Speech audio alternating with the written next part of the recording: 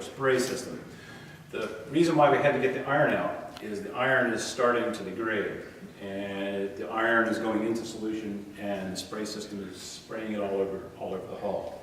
One of the things in terms of conservation, we have to arrest that, and then we don't want that getting back on the hull because that will create problems down the road for her final conservation. The other part of that is because we're opening her up to the public. The way she was sitting early on was much flatter. It was much lower and flatter, and it was very hard to interpret. So what we've tried to do in the course of this work is to begin to get her to sit closer to ship fashion here in the building. We can't take her any higher due to the height of the ceiling, unfortunately.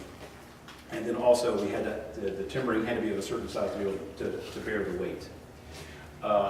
So we've accomplished that. The way she's sitting now is the way people will see her, you know, when they come in.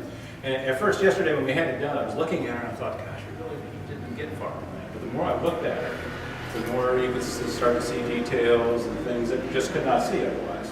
They were either too dark, too far down, or whatever. And so that has changed, and it'll now make her more interpretively better. To orient you, this is the bow. That would be the stern. This is the port side, and the opposite side is obviously the starboard side.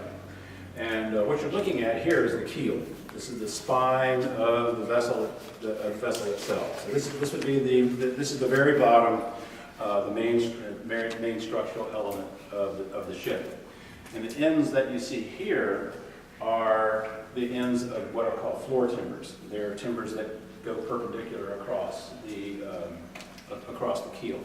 And then on the other side, there's more of them surviving, but there would have been other timbers coming out here called futtocks that would rise up and give you the ship shape.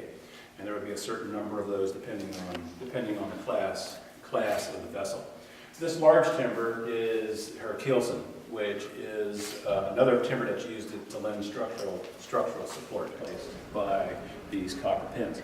So DeBraak is a revolutionary class of ship in a lot of different ways, and we see the technologies that are gaining momentum during the late 18th century and being applied to her.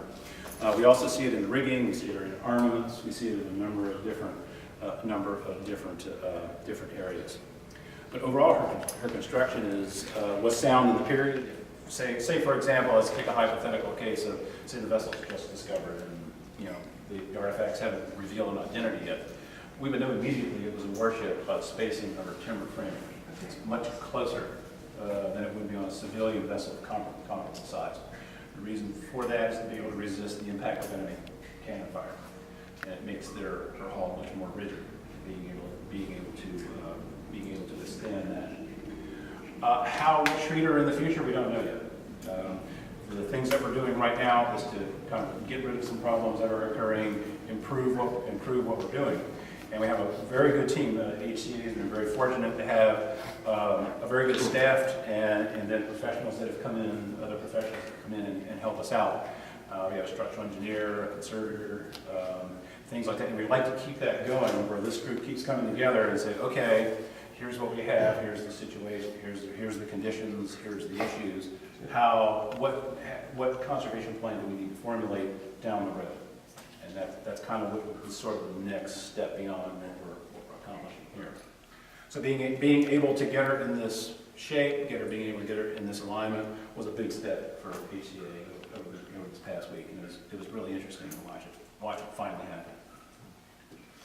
Any questions or anything? Yeah, how much does it cost? Correct. And they would be taken aboard and then issued out. Should a sailor need a hat or something like that, then he could be issued these. Almost looks like it could be warmed You probably could. So it's one of, there have been some of the various ships have provided different kinds of naval clothing from this period. DeBraak is pretty unique in the sense that it represents the 1790s. Naval clothing did evolve throughout the 18th and into the early 19th century, so the information that we have from her is good for that period. It tells us what sailors are wearing at that point. And that's made out of wool? It's a knitted wool, yeah. So that's one of two known. One of two known from North America.